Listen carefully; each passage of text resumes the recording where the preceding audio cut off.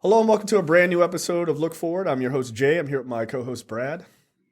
Very excited to be podcasting tonight with my accountability partner, Jay. That's right. That's right, Brad.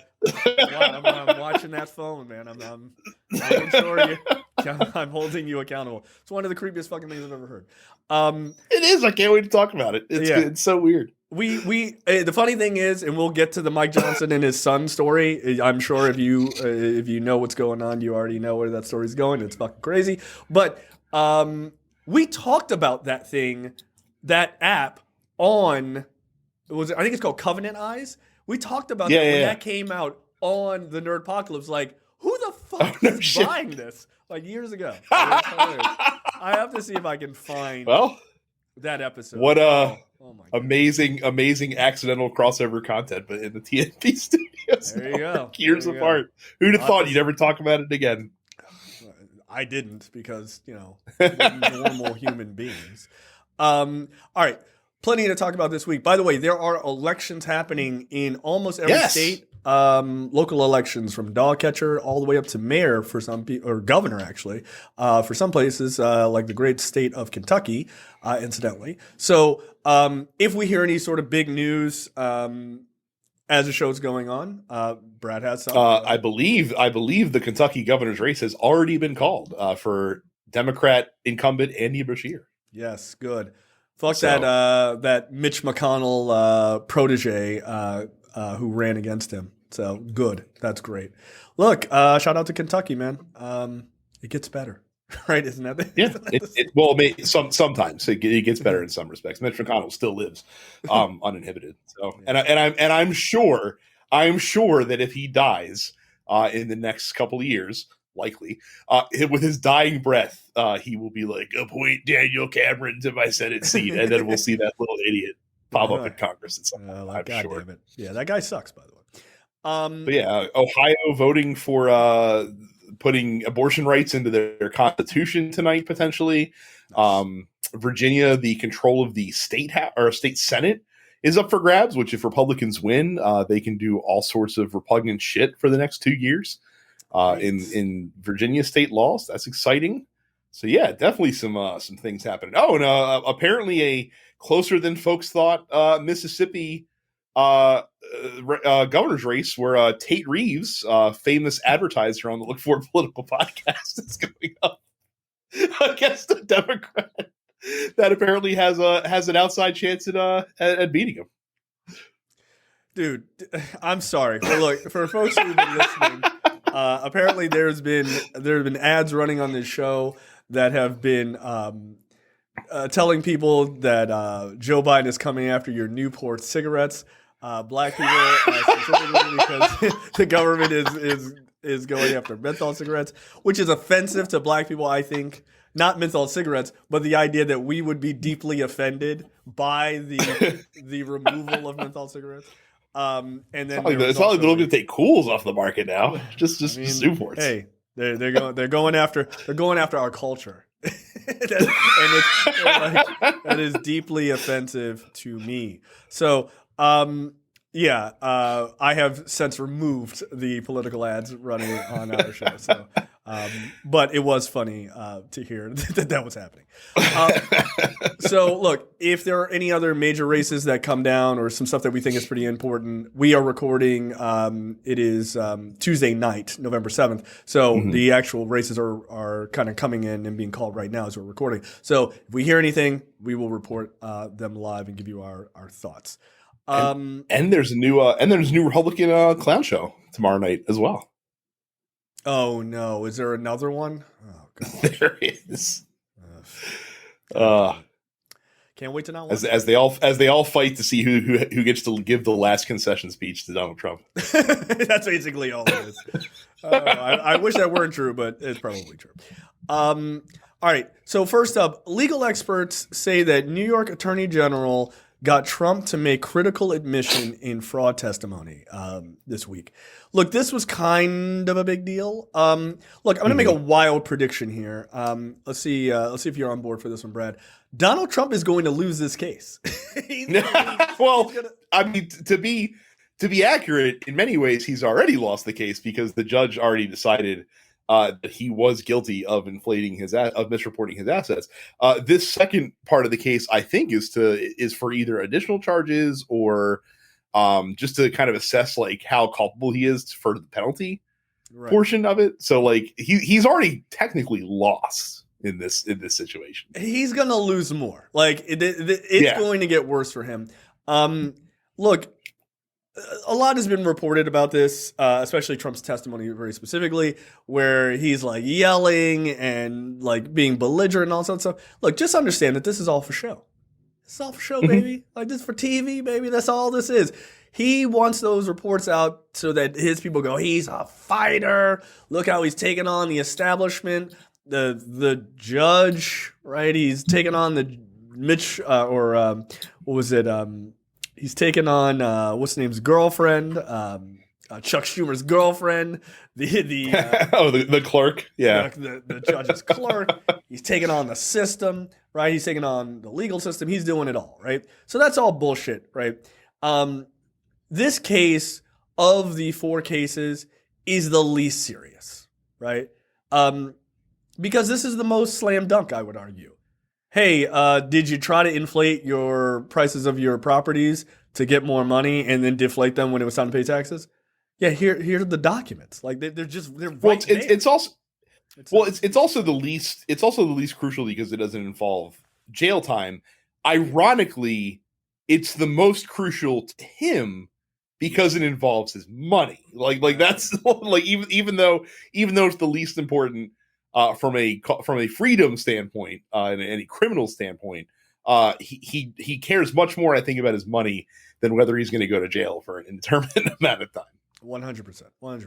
So, so there was an exchange here. New York Attorney General's lawyer says, Mr. Trump, the court officer is handing you PX 416, Deutsche Bank, term loan agreement 2012.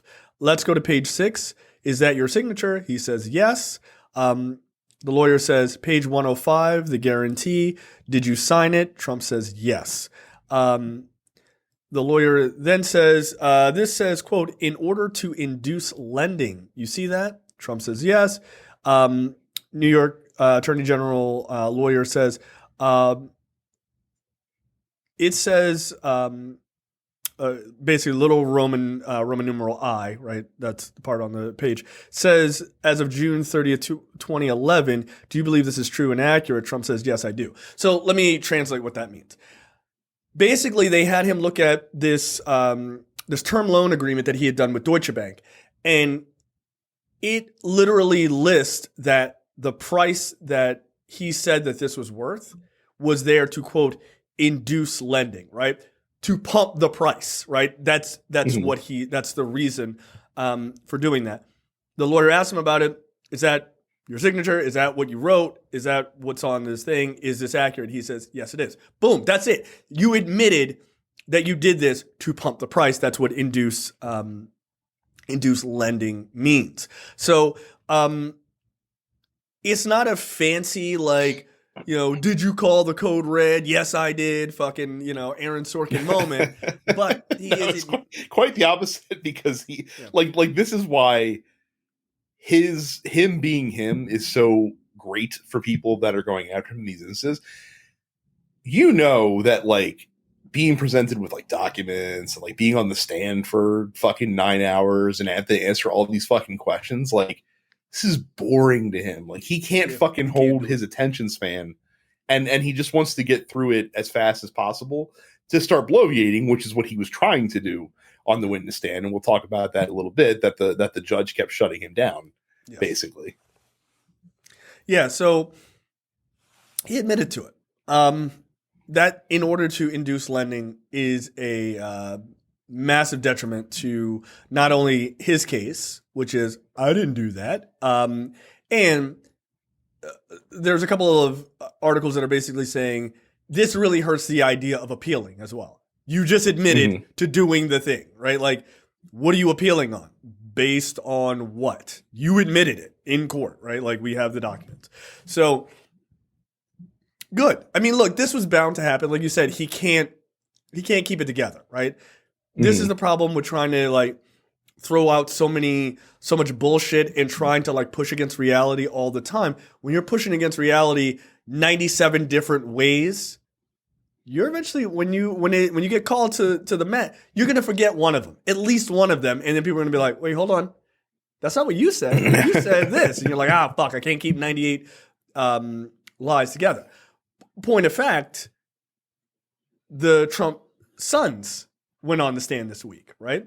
And they asked Eric Trump, they were like, are you involved in these appraisals and everything else? And he's like, no, I'm not involved in that. Yeah, his fucking army is, I'm a concrete guy. Get the fuck out of here. As if he's fucking done a day of actual labor in his fucking life. Get out of here. Dude, all right. Dude, you with your soft soft skull and your soft hands, knock it off. Okay, like meanwhile, like he's like, I'm a concrete guy, and like I think I heard someone after that be like, yeah, like the Trump organization hasn't actually built a new building since like 2006. Pretty much all they do nowadays is licensing and branding deals. Right, like you don't do anything, dude. Like, and also you don't do anything at all. Like, knock it off. So yeah, he's like, I'm a concrete guy. You're like, I'm just rough and tumble. Like he's wearing fucking overalls to the office every day. Like, get the fuck out of here. And so he was like, no, I'm not involved in any of these appraisals. And then they're like, okay, cool. Hour later, more questioning. Hey, do you know anything about this? Oh yeah, no, I proved that. Oh, that's interesting. That's weird. That's an appraisal. This is your signature on this financial appraisal from 2013, right? Like, yeah, that's me. That's me. Ooh, I forgot to lie about that. So it's like he's already perjured himself, right? Like they can start to nail these guys on like really petty shit. Like, I mean, not that perjury's not petty, but you're going after these guys to like really like wreck them hard. Like, but fuck it, throw some perjury in there, just like as a topping on ice cream. Like, who cares, right? Like, we're already gonna get these. Honestly, you don't even need to though, because again, like just the flip flopping just nails him on this. Like that's all you really fucking need. Like, Yeah, but it's curious just how piss poor these guys are at keeping up with reality. Well, it's because they have no actual defense for this. Like they basically tried to pin it all on like Alan Weisselberg and the folks in finance, and they're like, oh, this is all them. But it's like, bro, like you guys were the top of the company. Like they're not doing any of this shit without your fucking say so. Yeah, and look, they already got Alan Weisselberg. Like. Right, he's done. What's he defending you for? Like, he's not. Like, he don't give a fuck about you now. So no, he actually is. Like he refused to take like a deal. Yeah, like he refused to take a deal because he didn't want to testify against them. Like he's falling on his sword somewhat, basically, I guess, to make sure that he is taken care of on the back end. Again, wouldn't necessarily trust that, but okay. Like if you want to take the word of a guy who is famous for flaking on fucking financial arrangements all the time, I feel like that probably not a great idea. But hey, if you want to roll the dice and spend some time in jail, then you go right the fuck ahead, Alan Weisselberg. Yeah, dude, like Donald Trump is not like. I mean, I know he is long. It's long been said that he has like mob ties. Yeah, but he's not Don Corleone. Okay, like relax. Yeah. I'd be like, oh really? Yeah. I'm gonna go to jail. Nah, fuck that guy. Like, no. The only argument that I could see in favor of like not wanting to turn against him is like in the off chance if you think he has like a shot at winning the presidency again, you don't want him to sick like the Department of Justice on you, essentially, which he absolutely fucking would. I mean, he's already said they're talking about like, oh, like I'm going to go after Bill Barr, I'm going to go after fucking Mark Meadows and all these guys that are turning on me, like all this shit. So, I mean, it's amazing that he's literally running a revenge campaign. It's not even a like, well, I'm going to go to save the economy. He's not talking about any of that shit. He's like, I'm there to destroy my enemies. Like, that's it. And that's why. And people are like, yeah, no, that seems reasonable. For 4 years, why don't we sign the country up to a fucking psychopathic child? Like, okay, cool. So, not looking good in this New York case. What's Trump 2024? Destroy your enemies, see their bodies laid before you, and hear the lamentation of their women. just him doing the fucking like. I would not be surprised. I would not be surprised if we get an ad with Mike Lindell being like, Trump, what is great in life? And he recites the line. Like, I wouldn't be shocked by that. Do it. It's fine. Look, we'll talk about all the polling that's coming out. Look, let me front load that story. Calm down. Just calm down. Yeah. It's a year away. Calm down. Calm down. While the guy has 91 indictments outstanding right. Like, again, but you got to calm down because, if this was a sure thing, then a sure thing would have been that Hillary Clinton beat him. Right? That would have been a sure thing. Right? Or Hillary Clinton beat Barack Obama. That would have been a sure thing. Like, or Mitt Romney beat Obama in his reelection.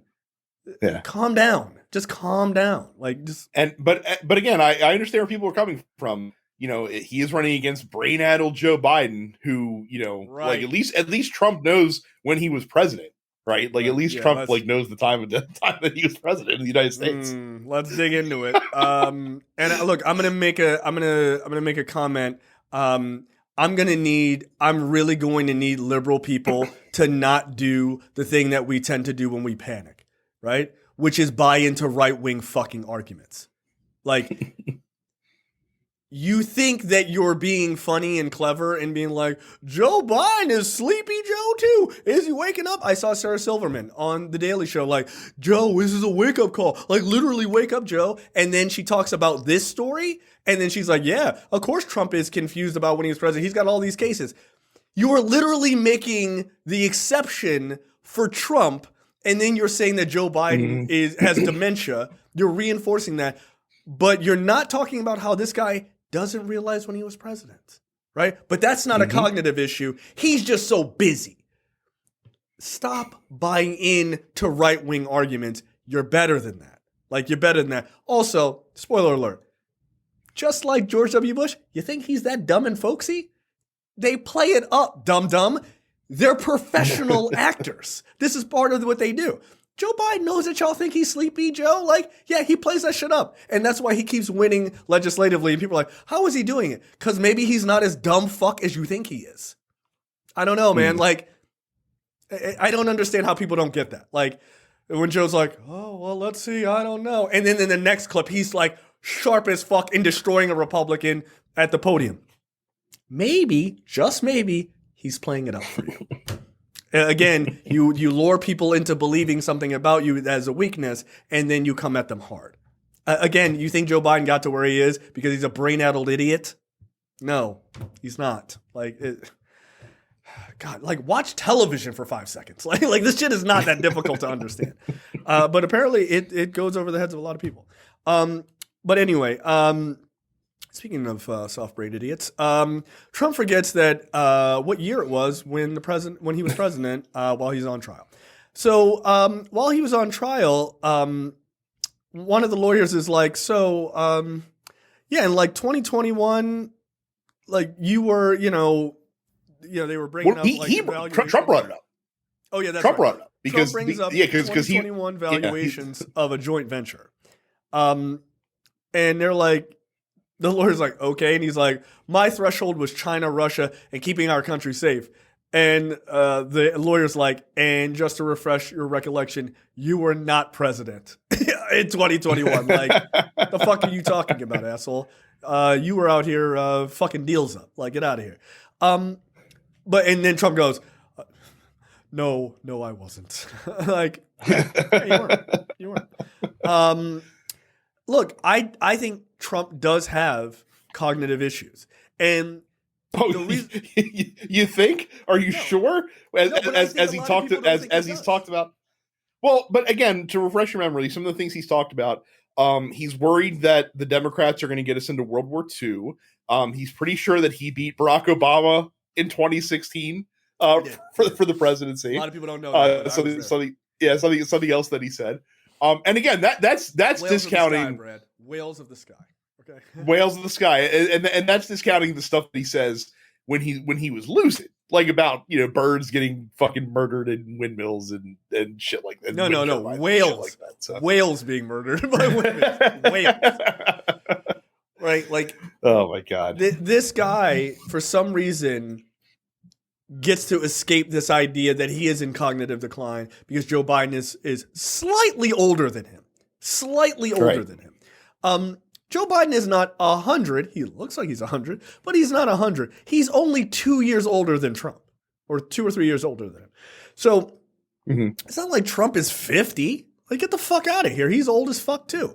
And he looks old, right? So, yeah, I don't believe, again, I'm not saying that, and we've said this on the show, it's not like I believe that Biden hasn't lost some speed on that fastball. He absolutely has. You can look at when he was debating Paul Ryan in that re-election as 2012. Obama's VP, right, in 2012. Like, he was sharp as fuck. Like, he destroyed Paul Ryan in that debate. It was insane, right? And it was fun because it was like, I didn't get to let loose on Sarah Palin because, that's like, that's kind of unfair because she's an idiot. But Paul Ryan, you're supposed to be smart. So let me rip your fucking face off in this debate. And he did, right? And who was supposed to be, Paul Ryan, supposed to be the intellectual fucking genius of the Republican Party. And he got fucking destroyed by Joe Biden in that debate. So I'm not saying he hasn't lost speed on that fastball. But what I would say is he doesn't appear to be having dementia where he doesn't know like basic fact. He's not like, and then I was Rutherford B. Hayes' vice president. Like, what the fuck, dude? Trump is out here like, I beat Barack Obama. No, the fuck you didn't. And also, no, the fuck you wouldn't have. Okay? You absolutely wouldn't have. So, like, it's weird to me, again, like the Sarah Silverman thing. Stop jumping into right-wing narratives and then beating up your own people using those same tactics and go, why do these work? You're reinforcing them. You are. Like, again, I think George W. Bush is not a bright guy, but I don't think he was as dumb and folksy as we were led to believe. I don't think so. And I think part of it is you wear people down with believing that I'm just a dumb country lawyer. I don't know anything. And people are like, I think I can take that guy on. And then he's a ruthless fucking motherfucker in politics and he beats people, right? If he was so goddamn dumb, how could he be so ruthless and smart to beat John McCain in a fucking primary? And then just beat him, kick the shit out of him, and like win after his family hard. They're not dumb, dude. Like, and again, it's funny because we've seen it work the other way as well, because Obama caught a lot of flack, especially when he first got into the White House, for being too smart, like and like for being too high-minded, too intellectual.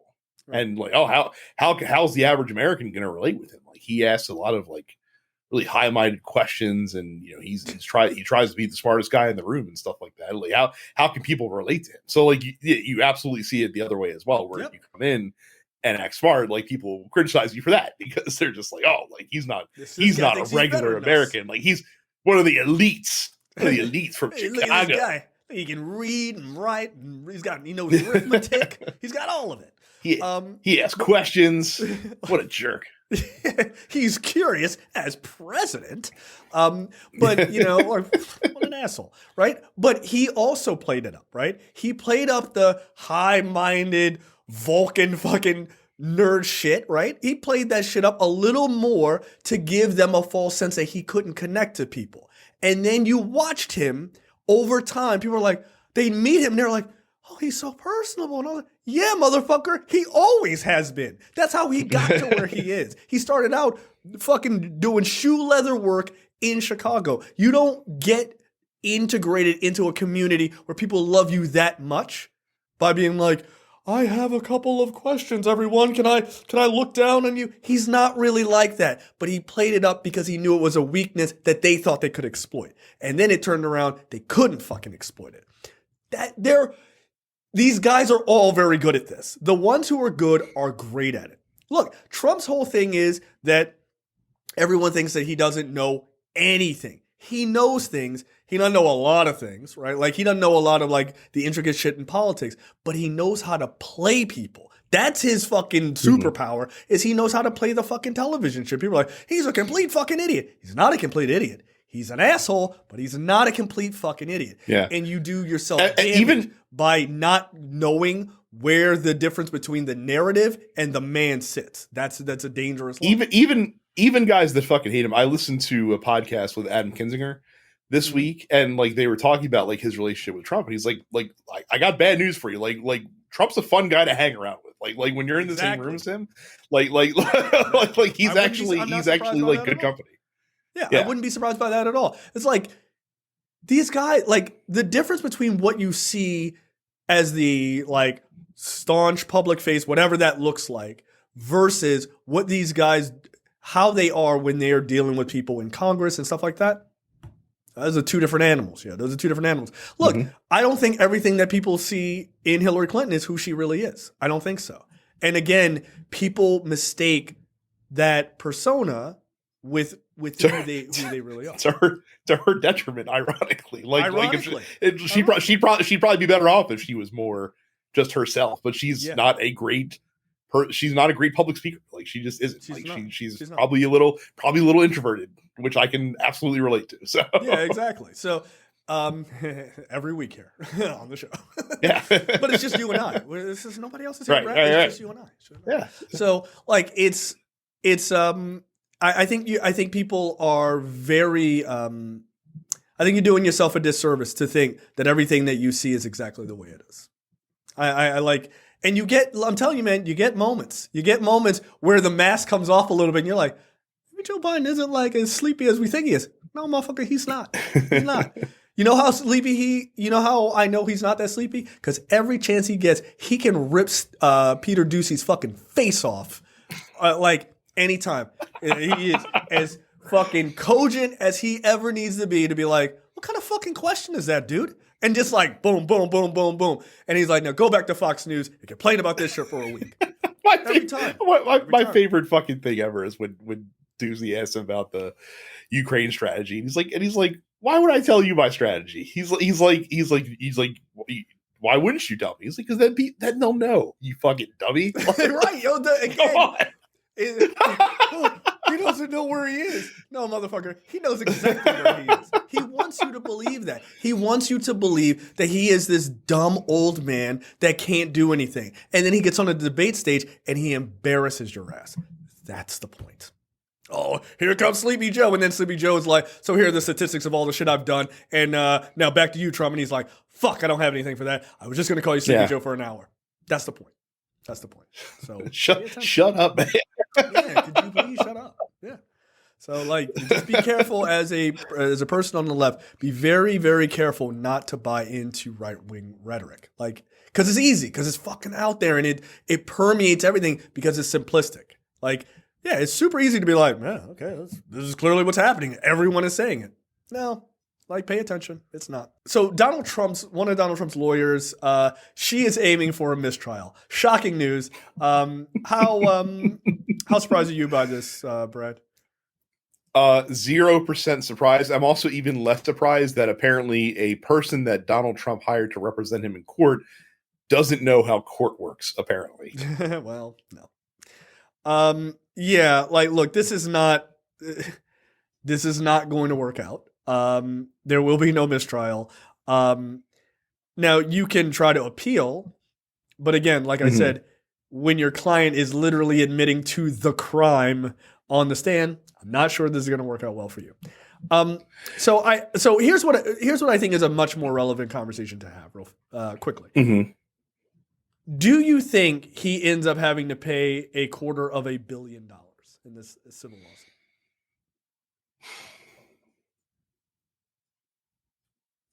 I think an even better question is, does the company get broken up and unable to do business in New York? Because I think ultimately that's probably what's going to be. I would imagine that he's going to pay a significant financial penalty, whether it's $250 million or not. Who knows? I would expect that he will have to pay at least tens of millions of dollars, which might be a hardship for him. I think the bigger impact is what happens to the company, because as he is bemoaned during the trial, is you're fucking with his kid's inheritance, basically, by threatening to break up this company. Yeah, I think the company is done.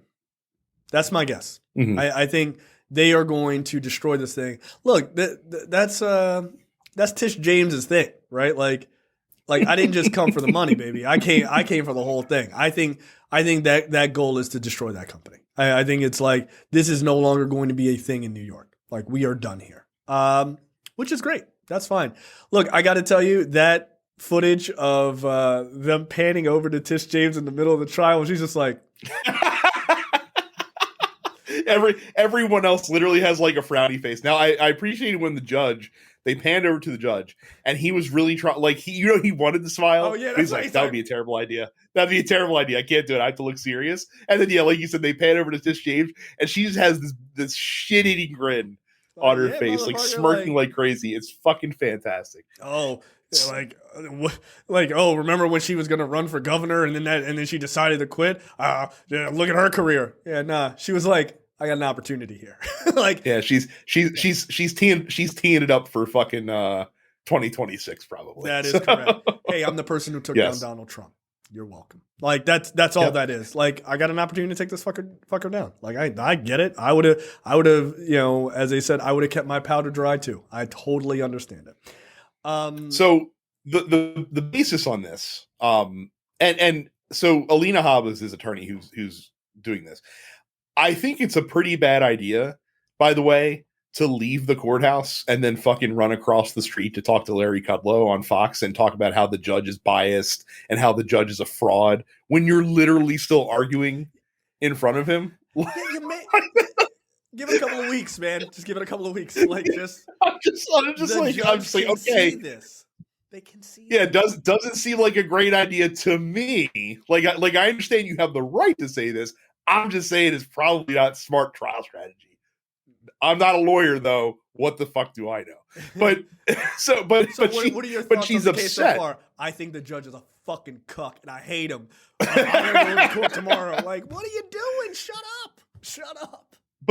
But she's upset though because the judge isn't letting Trump just say whatever he wants on witness stand, which is not how fucking questioning works in a fucking trial. Like when you were questioning somebody, the witness is instructed literally to limit their answers to the scope of the question. Right. And if they start to fucking go outside of the scope of the question, either like the attorney will object and the judge will rule, or in this case, I guess because it's a civil trial, the judge has a little bit more leeway to be like, I don't want to fucking hear about this shit.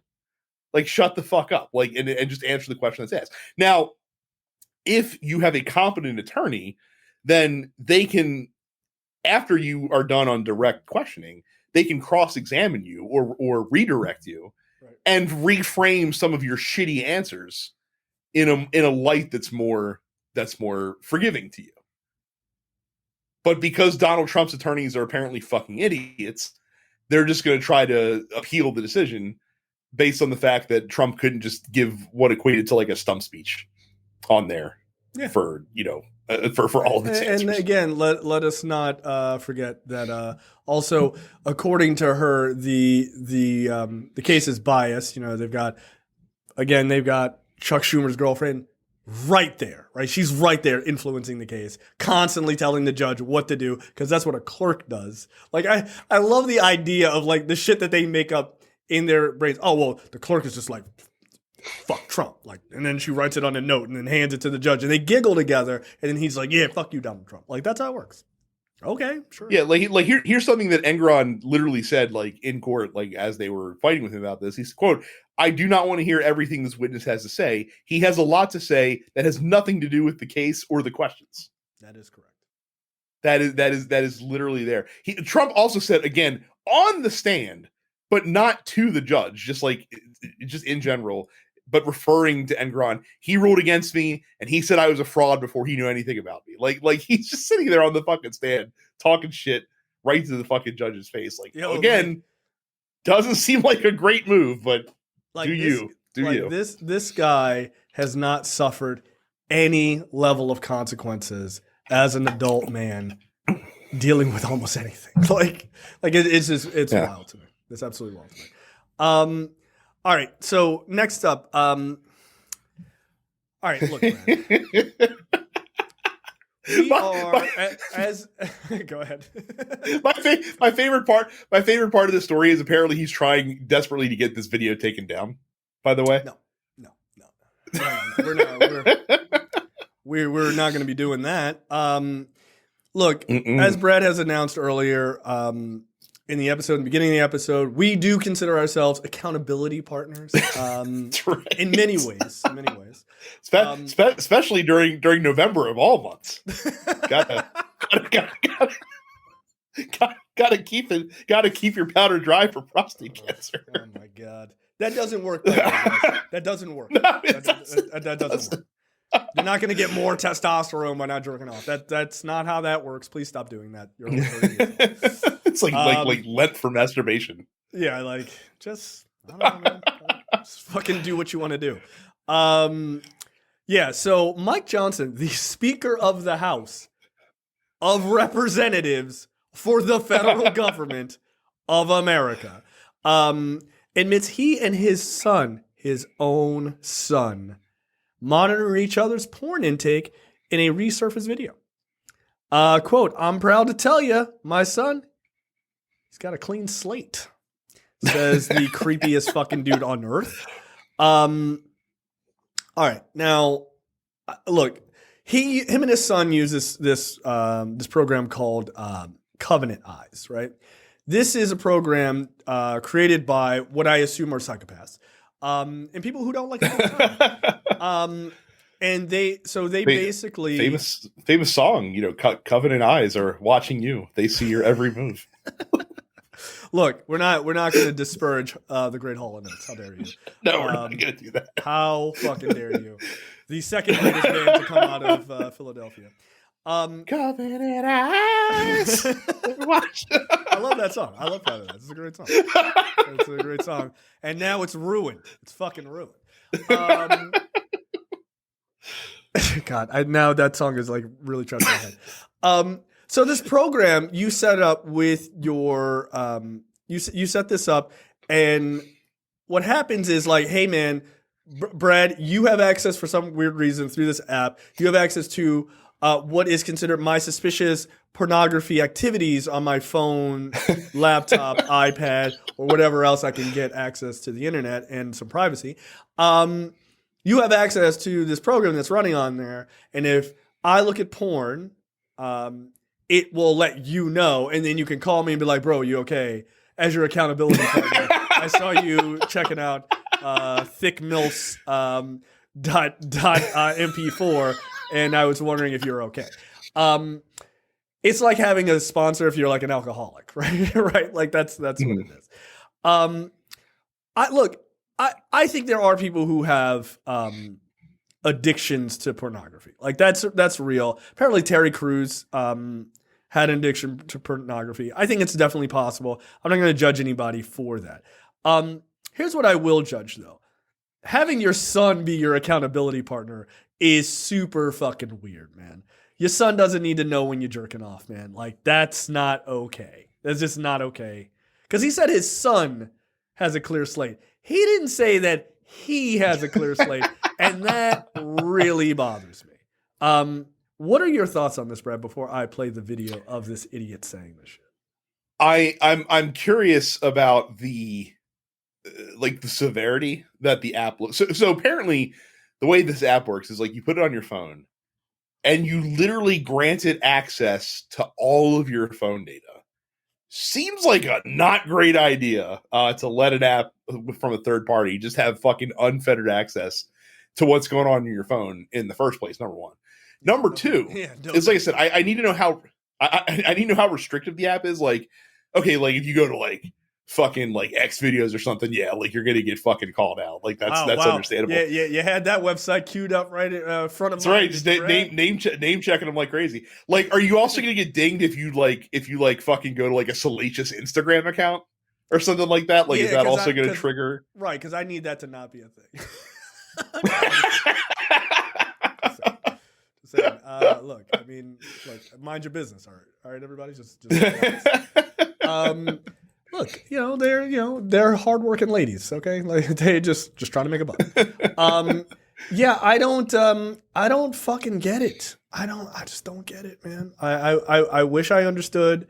I really don't. Like, I really don't fucking get it. I don't know if this video is actually going to work. I just don't understand why you would do this. I just don't. Yeah, here's what the bottom line is. And again, like, I'm gonna offend some people when I say this. I really don't care. Evangelical Christians are fucking weird, man, especially when it comes to all things sex. Yeah. No, it's super strange. Like, I don't know why we do this. Like, I don't understand why, or rather why they do this. Like, it's fucking bizarre. I don't know. I feel like you really just go have sex with other adults. Like, just do a normal jerk process. off. Or just like, go jerk off. Like, it's fine. It's fine. God, I promise you, God's not watching. He's not real. He can't see you. It's totally fine. But I think that's the problem, right? I think that's the problem is they think that there is a dude watching them all the time. And weirdly, their answer to that is no, have your son know that you're drinking. That's somehow more normal. And I'm like, that's not normal, guys. So let me see if I can play this video. Hold on a second. All right. Within your home. And so why is that such an effective tool? Why do parents need to put this into their home? Yeah, that's great question. We probably could have called this more appropriately a war on the darkness of technology, because there are some good things with technology, of course. I mean, the Bible apps we all love. We broadcast our services, on our social media, and there's some very positive things, but there's also, as Clint's pointed out aptly, some really dark things. So Covenant Eyes is the software that we've been using a long time in our household. I first learned about it at, I think, a Promise Keepers event in the early 2000s. I think it was developed in about the year 2000. But it's the largest accountability software that there is, and there's some paperwork out there on the table that I think everybody may have picked up on the way in. If not, go get it. It's a subscription-based. I mean, we don't make any money on this. I'm telling you, we use it. Okay, I'm endorsing it because I'm a user. It's about $15 a month, $16 a month, something like that.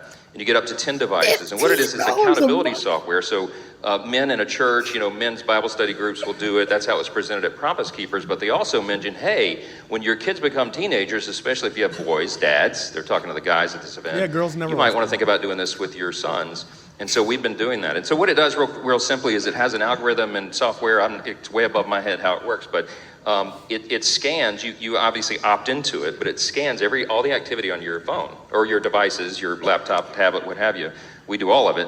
And then it sends a report to your accountability partner. So my accountability partner right now is Jack, my son, right? And so he's 17. So he and I get a report of all the things that are on our phones or all of our devices once a week. If anything objectionable comes up, your accountability partner gets an immediate notice. I'm proud to tell you my son he's got a clean slate, all right? Yeah. But we get a report and it says, hey, no activity of concern, and it's really, really sensitive. It'll pick up almost anything. It looks for keywords, search terms, and also images, and it will send your accountability partner a blurred picture of the image. And so on occasion I get one. I was just looking at the one from this week I got on Jack, and it said, This is the only one that may be questionable, and it's this blurred image of two women talking in a live screen thing, and I zoom in and I have to unblur it, and it's two middle-aged. All right. Dude, why are you so repressed? Holy shit.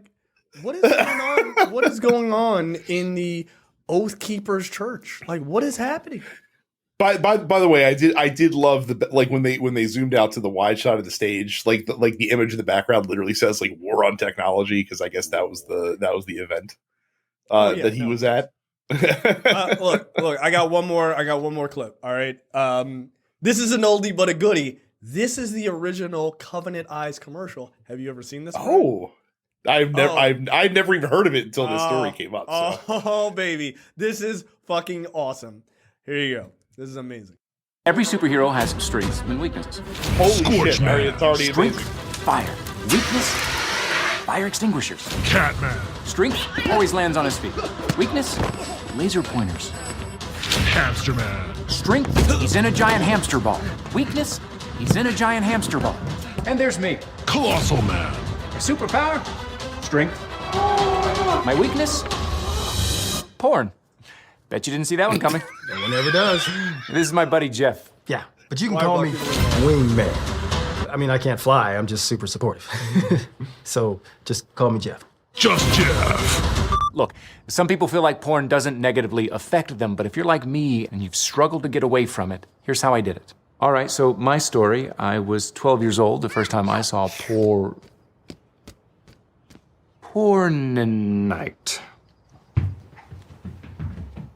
Is he gone? Yeah, think of Pornonite like an alluring purple rock. Why, this stuff was so intoxicating. All right, that's enough. But yeah, that's the original commercial, and it's like 5 minutes. It's fucking hilarious. Look, That's insane I will give them, to me. I will give them credit. The ad is pretty goddamn funny. Like it is Yes. funny. It totally works. I just don't get it, man. Just for So the love a of couple God, things. I can't. just come out of the closet or whatever the fuck is going on. $15 a month just to make sure, just to let someone else in your family know whether or not you're jerking it with your phone in your hand. You could just tell them. Come on, man. You could just tell them, dude. You could just be like, You dude, could. I did. Like I did for $0. Like for free 99. Look, sorry. It was it was great. Like the best 15 minutes of the day, right? Like it's just, I just find it hilarious that the Speaker of the House is like, yeah, no, this is cool. We should definitely sign up everyone for this spy on your jerking habits app. Look, maybe the government can fund it now that he's in charge of the House of Representatives. Federal level Covenant Eyes mandatory installations for all Congress members. Ted Cruz, 100% against this. No, he's screwed. He's absolutely screwed. So nobody's more upset about this revelation than Ted Cruz. Oh my God! Covenant Eyes. I mean, again, it's kind of like, I understand what you said before. Like, there are some people that struggle with like porn addiction and things like that. Yeah, that is real. a serious thing. That is not the purpose of this app, and I can't believe it exists for the purpose that it exists for. No, this is just like spying on shit, like either your friends or look. Let me rephrase that. I'm gonna be fair to this a little bit. I think there are people who have a porn addiction that could use this and benefit from it. Mm-hmm. I think again, I'm not even mad about that. I'm not even mad that there are people willing to pay $15 a month of hard-earned money to have somebody be like, "Hey man, stop jerking off," right? Like that's weird, right? Like that's weird. My biggest issue with the story is that your accountability partner is your son. It's weird. Like, if you want to monitor whether your son is watching porn, that's different. The fact that, like, if you watch porn and your son is like, what the fuck is dad looking at? Like, I just want to imagine like Mike Johnson just like scrolling Facebook on his phone, and like he comes across like a picture of a friend wearing like a one-piece bathing suit on the beach, and just like he's like, oh, he just like throws his phone across. Calls his son immediately, like, you're gonna get a notification. I swear that is not, it's not what it appears. It's not what it seems to be. I promise you. Like, Dad, the report says that you stayed on that Facebook image for 45 minutes. Weird. I don't know what happened. This app's down. It's broken. Like, I just find it weird. Like, don't make your son the accountability partner. Your son doesn't need to be accountable for your sexual exploits. Just, by the way, just fuck your wife, dude. Just fuck your wife. Or find a dude. Find a dude, because let's get real. There's a lot of that. Just go find a dude. Yeah, but I say, fuck your wife doesn't work. They're not trying to have more kids. So, like, you can't have sex unless it's for procreation. That's true. That's what the Bible the rules says. That's what the Bible says, rules. or that's what they've made up the Bible to say. Very weird. Just very weird. Speaker of the House, everybody. All right, let's get into something a little bit more serious than jerk off habits. Why don't we sell some ads first, and then we'll get into the serious fun. That is fair. The serious fun combo. From jerking it off to the current nightmare that's happening in the Gaza Strip. Look, we have been very reluctant to dig into this issue, not because we don't understand it, not because we are afraid of being called anti-Semites or anti-Muslim or anything like that, which I'm sure will probably happen anyway. It's just that we think that a lot of people are very, very wrong about this topic. And look, I don't have a problem, and I think I could speak for Brad. neither one of us have a problem telling people that they're wrong. I mean, come on, like, have you listened to this show? In fact, it gets me out of bed every morning. Right, dude. As Paul Mooney would say, keeps my teeth white. Like, it's that this story and what's happening in Gaza Strip is so very serious, and I think that people are so disingenuous about what is happening that it's almost irritating to listen to people talk about it. A lot of people talk about it, and it's kind of irritating to have discussions publicly about it for that same reason. But things have gotten pretty fucking horrible, and I think it is time for us to step into the fray here a little bit. Look, obviously everybody knows we reported on the early parts of the story of when things started kicking off. 1,400 people were killed. 1,400 Israelis were killed by a Hamas attack inside Israel, which was unprecedented. They called it Israel's 9/11. I'm sure that was a term that was coined for a very specific emotional response. Okay, if I'm being honest. Doesn't mean it's not serious. Doesn't mean it isn't equivalent to what would be considered, quote unquote, their 9/11, but I'm sure that was done for a very emotional response, and it has gained that response. Then there was the talk of the 50 babies that were killed and decapitated, and that was this horrible thing that Hamas had done to these Israeli babies. None of that has ever been substantiated. No one has actually seen that image who doesn't work for the Israeli government, which is also very weird. A number of journalists have tried to independently verify that. Has not happened. Of course not, because it probably isn't true. Again, it is to generate an emotional response, which is weird because I would think the actual killing of 1,400 people would be bad enough that you don't have to make shit up. But that's just my perspective. In response to the 1,400 innocent Israelis being killed by Hamas, Israel's government has responded by killing at the current number over 10,000 Palestinians. Now they say that this is worth it in quotes because they are getting people in Hamas. Pretty sure all 10,000 of the people that they have killed, 10,022 at the writing of this article, which was written today. I'm pretty sure all 10,000 of those people were not in Hamas. I would bet not even close to 10% of those people were a part of it. I would imagine that not even 1% of them. I would bet that number is probably pretty fucking low. But look, let's say it's 1% just for the sake of saying it, right? Of the so 10,000 Palestinians have been killed. Again, that's comparative to 1,400 Israelis. Of the 10,000 people who were Palestinians that were killed, of the 10,000 Palestinians, not Israelis, of the 10,000 Palestinians, 4,104 are kids. Of the 1,400, because literally half the population of Gaza is 18 and under, essentially. That is correct. Of the 1,400 Israelis that were killed, 31 were kids. 25,408 Palestinians have been injured. 5,400 Israelis have been injured.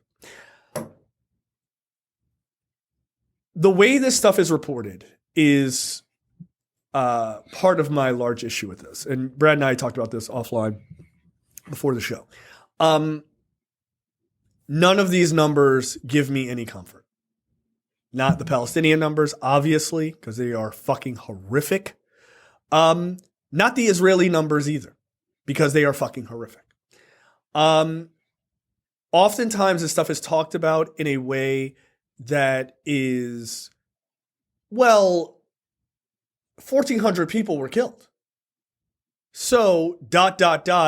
everything coming after that is fine. Or it's less bad, right? Which is unacceptable to me. I think I can speak for Brad here that it's also widely unacceptable for you as well. I mean, like I said, unless you can show me some sort of literal, like, mathematical equation that explains how like an Israeli life is worth 10 times more than a Palestinian life. Like for me, from my perspective, the weight of those lives is equal. I don't think that like a Palestinian dying is somehow less tragic than an Israeli being killed. I think it's both pretty fucking they're equally fucking tragic. I'm pretty sure. Yeah, there was early talk that a hospital of Palestinians was bombed, right? Hundreds of people died. Or maybe even 1,000 people died. Like, it was a real fucking tragedy. It was early in the war. It's not true. It turns out it was true. Oh, maybe not. Okay, let's just move on. Hospital was bombed today, right? Today or yesterday. An Israeli hospital. 100 people died. This is unacceptable. 100%. Like, that's it. No equivocation. Yeah. This is unacceptable. Well, why was and Israel's the government's justification for why they're targeting like hospitals and targeting places like this is like, oh, we're warning them, like we're telling them to evacuate and get the hell. But again, like we talked about when this first kicked off, like these people don't have anywhere to go. You know what I mean? They're like the eastern and southern regions of Gaza are sealed off that go into Israel, and obviously the Israelis are not going to let them into Israel proper. And they just recently worked out an arrangement with Egypt, who is on the northern border of Gaza, to start letting refugees through. But that's a slow process because Egypt also wants to make sure that like Hamas militants aren't coming through there as well. And it's also just very fucking difficult to get people through. And again, Gaza is a area that has a small area, an urban area that has 2 million people in it. So like you can warn someone and say, hey, like tomorrow, like these airstrikes are coming, you better get the fuck out of Dodge. But where are these people supposed to go? And again, reminder that like there's very limited fuel, very limited power, very limited food, very limited water in Gaza because the Israelis have done everything they can to cut off supplies from reaching the city. Right. And look, I think there was something like 600. I think this article has it was like there was like 600 trucks in I can't remember. Hold on a second. Let's see if I can find it. But it was like a significant amount of trucks let in. 400 trucks a day normally enter Gaza. Now a few dozen trucks are able to enter daily, right? These are with food, medicine, supplies, so on and so forth, right? Which speaks to your point. The other aspect is, again, I want to stick to the reporting for a second, but then I want to talk about the thing that I think a lot of people miss, which I think is incredibly important to this argument. Here's an example of lopsided reporting. Same reporter, by the way. This same person tweeting this shit. Breaking: Israeli Air Force struck a Hamas terrorist base inside a hospital in Gaza. A multiple number of terrorists are dead. It's heartbreaking that Hamas is launching rockets from hospitals, mosques, schools, and using civilians as human shields. Okay? Hashtag Hamas is ISIS. Now that is from October 17th of this year, obviously. And this is from the same day. Islamic Jihad bombed a hospital in Gaza. It fired a barrage of rockets into Israel, and one of them misfired and hit a hospital, killing hundreds. See the difference? Same person, same day, same situation. Mm-hmm. You don't mention, you belittle, and you hold down that innocent people were in the hospital when it's Palestinians, right? Where is the mention of the people? Because they did die, right? There were, like, that's a knowable fact. Mm-hmm. You talk about it's a Hamas terrorist base. It's inside a hospital. It's a shame that Hamas is using people as human shields and stuff like that. These people were bombed in a fucking hospital by Israeli Air Force. You said that. Mm-hmm. The focus on the one of the hospital bombed, the Israeli hospital, is this is killing hundreds of people.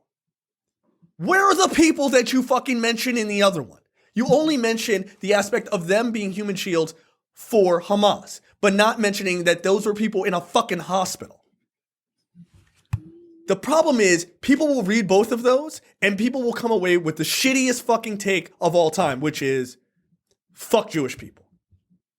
That's not the proper fucking take. The proper take is that you're not treating lives as if they equal to each other. That's the problem. The reporting on this is so fucking god awful. It's not that the fucking Jewish folks, right? And you need to separate, and for some fucking reason, people refuse to do it. You have to separate Hamas from Palestinians and Jewish folks, or Israelis rather, just Israelis from the Israeli government. It is not fair to tie either those set of people to their governments and just go, well, all those people are the same. They're not all the same. They don't all agree. Those 1,400 fucking Israelis were young people. They're more likely to have disagreed with the fucking right-wing government they live under in Israel than anybody. We are constantly fucking arguing on behalf of two right-wing governments. I see people, liberals on fucking TikTok and Instagram going, Hamas is not a terrorist organization. They have a right to do what they're doing. You are arguing for a right-wing, psychopathic fucking terrorist organization. Then you see people on the same fucking apps going, Israel has a right to defend itself, and what they're doing is 100% correct. You are defending a right-wing, psycho fucking run government. Not everyone in the Israeli government is a fucking psycho, but Benjamin Netanyahu absolutely is. He is literally and as we discussed, as many Palestinians to keep himself in power. Well, and as we discussed before the show, he specifically will absolutely fan the flames of this conflict for as long as he possibly can, because to your point, it helps him stay in power, and it helps him potentially avoid prison. He's going to be on trial for crimes that he committed in Israel. Yeah. Why I don't understand why people don't understand that he's more. And again, it's been pointed out as well that he his government donated money to Hamas. Like they shuttled money to Hamas because they understand that keeping Hamas fed and keeping them conflicting helps them ultimately, absolutely, in the long run. Helps the Likud party stay in power in Israel. They're not stupid. They're not fucking dumb. Again, they're pretty craven. Right. What the public persona is in politics is not always what this shit truly is. Stop fucking arguing for pro-Hamas arguments and pro-right-wing Israeli government arguments. What you should be arguing, the human argument, is why the fuck are we letting these two governments kill innocent people? An Israeli life is worth the same as a fucking Palestinian's life. They're human goddamn beings. I don't understand. Young people, what are you fucking arguing about? Argue the proper point. You are arguing. Well, is Hamas really a terrorist organization? Yeah, they fucking are. They fucking are. They fucking are. Okay, they are. This is not an argument. This is a knowable fact. The problem is they are doing what, in fairness to them, I don't think is that clever, but clearly it fucking works on people not paying attention. They are using what is a real harm to Palestinians. Palestinians are truly suffering in an open-air prison in an apartheid state run by the Israeli right-wing government. That is very real. And the problem is you're conflating a very real thing with Hamas, who is utilizing that fact as a way to weaponize the bullshit that they believe. That is the problem. Well, that's the part that's frustrating for me as well. I don't see how people. Yeah, like that's the part that's frustrating for me as well, is that this attack happens and people wake up and they're like they treat it as if Hamas fucking woke up one morning out of nowhere, chose violence, and that kicked this fucking thing off, while ignoring the previous 70 years of history that continually led to this moment. You know what I mean? Yeah. Like Israel, the Israeli government, far from a clean-handed actor in this ordeal. And I just wish people would be fucking honest about that. Like that, and that's the part that's the most frustrating to me, is that they're just reacting to the thing that happened. And that's why I agree with you that I hate the fact that it was assigned like this, like Israel's 9/11 nomenclature. And I agree with what you say, and I agree with why they did it. But it's not really the same thing, because again, like, Palestinians had been living for decades under hard rule, like under a hard rule from Israel, and this is the kind of stuff that you foment, as we talked about a couple of weeks ago, when you aren't making good faith efforts to resolve this conflict in a way that's diplomatically feasible to both sides of it.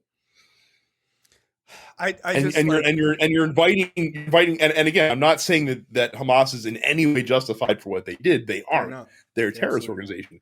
But you're inviting something like this to happen because you're creating a pressure cooker that's going to explode at some point.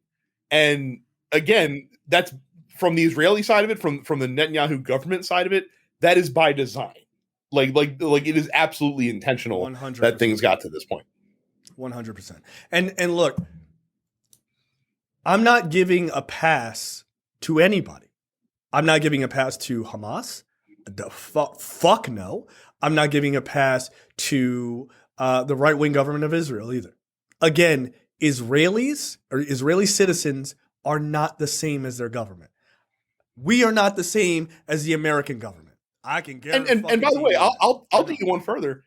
I'll do you one further. I'll not give a pass to all of the other Western allies that have been pumping money and pumping aid into Israel for decades without any kind of preconditioning or without any kind of like putting our thumb on the scale to be like, hey, like maybe you should really fucking figure out this Palestinian situation and in like a real fucking way, not the way that you've been doing it where, you know, you've been occupying the, you know, like their territory or where you're walling them off into, you know, subsections of the country and keeping them isolated and shit like that. Like actually make a real concerted effort to figure this shit out.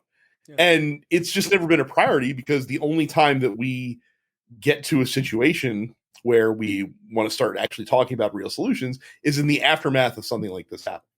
Like you need to do this shit when shit is calm and when shit's cooled down. Calm, right? Like right. Well, for what that situation can be, yes. Right. I find it deeply disturbing that people can justify the murder of kids. Right? Like, well, but hold on. Like, I mean, I get it. It's 4,000 kids, but like, I mean, in fairness, right? Like, it's just fucking weird to me.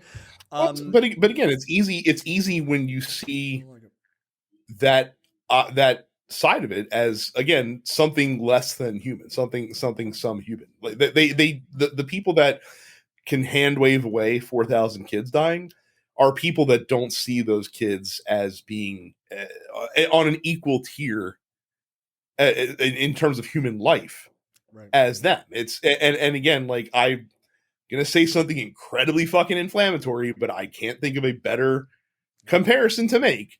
It's probably the same way that most Americans viewed Black lives for the vast majority of this country's history up until the Civil Rights Movement, pretty much. And even November 7th, 2023, if we're being fucking serious. Right, also true. Also true. What the fuck? Yeah. There's a fucking case going There's a fucking case going on right now in Mississippi where a cop hit a black man with his car, killed him, and threw his body in a ditch. And knew about it, and it was like, it wasn't like, oh, I hit him, I thought it was a deer or something. No, he threw this guy's body in a ditch, and meanwhile, this guy's mom is like looking for him, you know, for months and months and months, trying to find her son, and this guy's like, oh, that's crazy, that's wild. Like, that just happened. Mm-hmm. Right?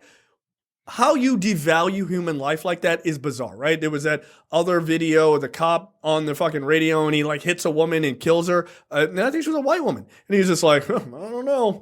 I think she's dead. And they're just like laughing about it. How you devalue human life like that is bizarre to me, right? It's bizarre to me, right? And I'm not interested in some fucking horseshit, fucking right-wing nutcases like, that's why abortion shouldn't be fucking legal. Shut the fuck up. We're talking about actually walking around human beings that you don't give a fuck about. So knock it the fuck off. Grow up. We're not talking to you. We're not talking to the fucking slow section. Shut the fuck up. We're talking to fucking adults here. So like, this to me really drives me crazy. And I'm just not a fan of justifiable murder in these ways, like what these people think are justifiable murder. I am not okay with arguing again, in favor of two right-wing governments. I just do not understand that. Like, that shit drives me absolutely crazy. And that is, to me, the biggest takeaway is you are literally making an argument for governments you would fucking hate. You would fucking hate them. They are literally both, Hamas and the Likud Party are literally fanning the flames because that's how they keep power. They have to keep this perpetual thing. There ain't no benefit for the two of them of peace. What the fuck is the benefit of peace? Oh man, it'd be really interesting if we all got along and no one was trying to shoot each other. That's not interesting to them. It doesn't keep them in power. It's the same reason, I joke about this all the time, but the same reason they don't put anybody over the age of 25 on the fucking real world. It's boring to watch adults sit around. It's not interesting. You put a bunch of young psychopaths trying to kill each other on TV. That's television, right? That's what keeps the numbers up. That's what keeps the power up. That's what keeps money going, right? There's no fucking money and power in curing this shit and giving people peace. So when you are arguing on social media, ironically, that's what we're doing.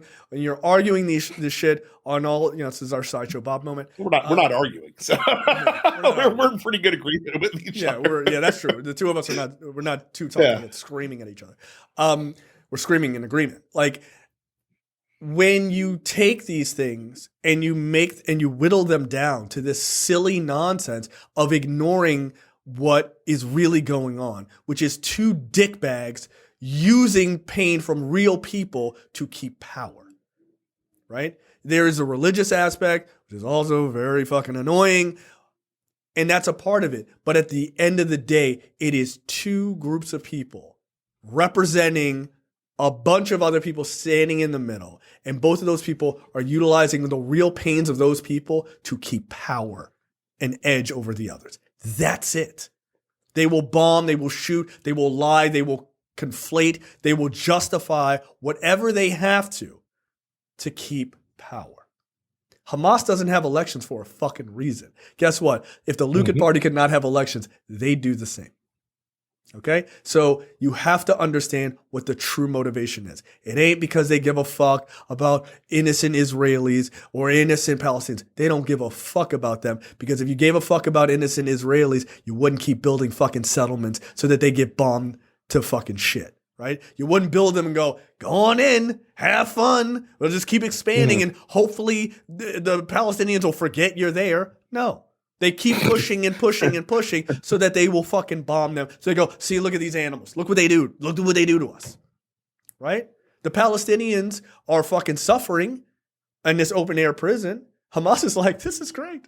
This is great. Yeah, keep suffering, motherfucker. Oh, is Israel doing this? Great. By the way, join us. Yeah, join us. We're gonna fight back against them. Yeah. We'll make it better for you, and then we'll bomb Israel. Yeah. And then what will they do? They'll roll tanks through your town and kill your kids. And then guess what? Then more of you will join up with us. That's the fucking point. That's what terrorism, by the way, really is. Right? That's what terrorism really is, and it's happening on both fucking sides. This is not a one-sided issue. It's both sides. It's two. Dose, motherfucker. Like, pay attention. Yeah, and here's the spoiler alert. There's not a good resolution to this conflict. There really isn't. I mean, the only resolution to this conflict that would even approach a good resolution would be a two-state solution. That's not, and that would not stop the constant conflict from happening. Correct. Especially if Hamas's aim is to be believed, because again, their whole thing is like to eradicate the fucking state of Israel, which seems kind of unachievable, but good to have goals, I guess. But like that's like, so you're never gonna even with a two-state solution, like you're never gonna. This is never truly going to end. Like, it's going to be very difficult, if not impossible, for even two separate countries to coexist side by side with each other with this much animosity between them. Yeah, we need the 1967 borders, but I don't think that's ever going to happen. Like, I just don't think so. For the reasons that you're saying. I think you're 100%. I mean, and honestly, like I hate to say it because I disagree vehemently with this government too, and all the other like petrol states that are surrounding the region. I think the only way that this honestly gets solved is for somehow relations between Israel and all of the Arab petrol states to really fucking solidify and normalize, and for them to pretty much take over the governing of Palestinians, essentially. That's probably the only reasonable way that this can get worked out without major bloodshed. I actually disagree with that. I partially. I think that what you would need to do is you would have to get an agreement with the petrol states. And I think if the petrol states said, look, we will make an agreement, we will solidify this shit, and like we will keep things under control and reasonable. But we gotta have some modification of the 67 borders. We have to. And they have to be able to govern themselves. I think that is a way that you could slow it down. Now, that would also mean that someone like Iran would have to go in to Hamas and go, knock it the fuck off. We know, we know we were paying your paychecks. We get all that. We live in a giant glass house. But money though. But money. Come on. Let's knock it off. Knock it the fuck off. Then and only then would you be able to do that. Now, that doesn't mean that Hamas doesn't go, oh, us knock it off? Oh, fuck that. We got weapons now, baby. We're going rogue. That could easily happen. It could quite easily and also there's complications after the fact as well, because like everyone who has good relations with Israel might be like, hey, like we understand that like everything's copacetic and cool now, but we really don't want you to fucking trade with those assholes. And so that then becomes like a major issue that can potentially light things off. Like I said, it's a really fucking complex situation, very complicated situation. That's why this keeps erupting in armed combat every couple of years. That's why a terror organization is basically running half of the Palestinian territory within Israel. Because it's nigh impossible to solve the situation to the point where, like, hey, like maybe the way that you encroached the situation back in the 1950s was a little bit flawed to begin with, and kind of set the wheel spinning for this to kind of be a perpetual conflict that's never going to end. Okay, that's the end of the free portion for this week's episode of Look Forward. Make sure you go to lookforwardshow.com/premium. Sign up for premium content. It's only $5 a month or $50 for the full year.